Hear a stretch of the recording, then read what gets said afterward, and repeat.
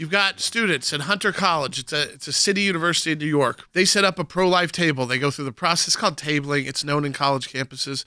If you attended colleges, you had this all the time. Sometimes it would be very controversial groups. Sometimes it'd be kind of benign. And, of course, sometimes military recruiters, job recruiters. The list goes on.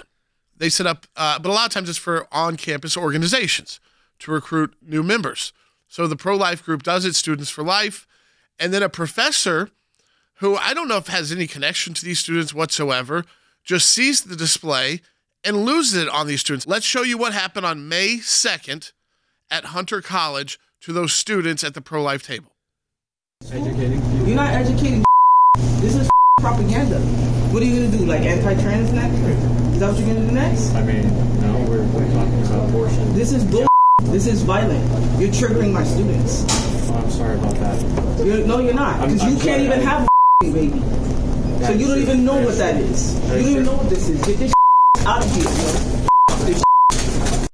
Notice that the students didn't push back or fight back. They let her have her rage. They know better. She had her violence. And guess what? The teachers union said they stood by Rodriguez against right-wing anti-abortion backlash.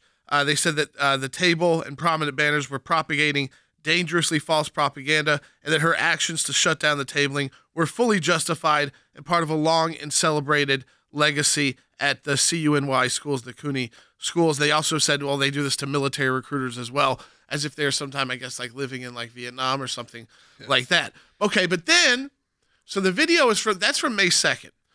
Students for Life releases the video just a couple days ago. And the New York Post reporter goes yesterday to the home of the professor, which you're able to do as a reporter. You don't have to talk to the reporter. You don't have to answer the door if you don't know who it is or if they say they're from a news organization. You can just keep your door closed. But Professor Rodriguez, she did not do that. Take a listen to what she first did. Away from my door. Get the away from my door. Let's get out of here. You can't do that. She had a machete on the neck of that reporter. A machete. That is a machete on the neck of the reporter. That's how she opened her door. Not just aggressively saying, get out, get away, which they would have done. No. She takes out a machete and puts it on his neck. But then it gets worse. You're starting to see, if you're watching the broadcast, it gets worse. So they leave. But what does she do? She chases him down the streets of the Bronx with a machete out, which, by the way, if law enforcement was around, could have turned into a very, very dangerous situation very quickly. Again, there's no audio on this, so for those of you listening on radio or listening to the podcast, she is chasing them down with a machete in the public streets of the Bronx. Public streets of the Bronx, full speed running. With a machete. Now, ultimately here, she does get fired. It took a lot. She had to turn over the student's table. She had to then put a machete on her. They said that was fine. She wasn't going to get fired for that. No. So that's what we're pointing out. That professor wasn't even put on leave for destroying a student group's setup that they had absolute authority to be there. So we're in contact now, the ACLJ, with the organization to make sure if they need any legal assistance, because it's that two-tiered legal system where ultimately the school only had to act because she literally took out a machete and put one on a reporter's neck. So that's a major crime right there. And then went into the public streets brandishing a machete, chasing people down the streets as if she was going to use it, which could result in the loss of life or serious bodily harm. Imagine if that woman ended up being shot by police, and then we would have a whole mess, right? But I guess thankfully in that situation there weren't police there. Now, ultimately, again, we want to get involved here. We can't get someone arrested. That's not what the ACLJ's job is. Those are prosecutors' jobs.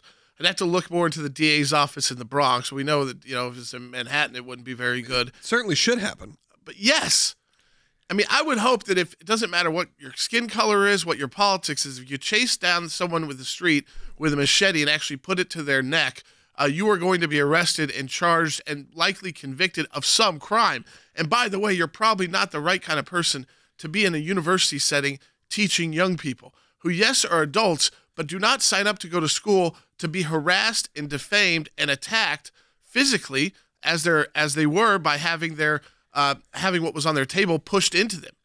I mean, there's crime after crime after crime after crime committed, and it literally took a liberal school, Logan, took a liberal school. It took a professor threatening to kill someone. Right. Not before even just they would violence. take action. Not even just violence. Not even just disruption. You're talking about on camera, a professor at one of these colleges, because of the fact. Remember what the originating fact is. Originating fact is she didn't care for the fact that there was a pro-life table supporting essentially like a Students for Life type situation. Not necessarily Students for Life, but in that kind of vein. It may have been.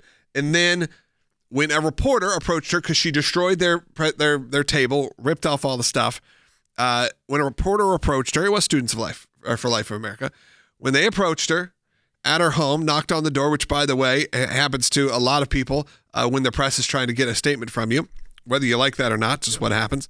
Instead of ignoring the door, instead of yelling, hey, go away, I'm not going to talk to you, or no comment, opens the door, pretty much says I'm not going to be talking to go away, and then grabs a machete and pushes it towards someone's throat. They leave, and on the way out, she thought, you know what? That's not enough. I'm going to chase this person down. And that third final act of aggression, all based on the fact that she destroyed a pro-life student group's table of brochures, was enough to finally get her fired, but still not quite arrested, not quite really having justice served just yet, but hopefully we're going to get involved in that. Yes, it's Hunter College says she has been relieved of her duties at Hunter College effective immediately and will not be returning to teach at the school. But what else will she be returning to do? Yeah, obviously they're very careful in the way they word things. So that's and listen, they're in a situation, they got to fire someone. I understand that. They have to go through that process. Never fun And never easy. But she should have been fired the moment she attacked the students at least put on a long-term leave and investigation done. Because if she's treating students like that at a public setting on campus where they are legally there to table for a political cause she might not believe in, but she can't attack them physically. She could get into a discussion with them, but she can't curse at them, push them, throw their table back at them and their materials back at them. That alone should have been enough. It shouldn't have taken a machete incident. I mean, how crazy is it that we're saying that? A machete incident to have her relieved of her duties as a teacher. I have a feeling she ends up somewhere inside the system, the education system there. It's huge. She just might not be a professor for a few years while this has got attention on it. That's why we want to get involved with the ACLJ, and we're working on, we don't just talk about these issues. We always try to find ways that we can assist those who have been wronged. The first group who was wronged here was those students on campus. And think about how this silences speech on campus. If this could happen to you, and then you see these teachers are crazy enough to pull out a knife, a machete, are you just going to shut up in class? It has the effect, which is a First Amendment issue, of silencing and freezing out speech, which is the opposite of what college is supposed to be about.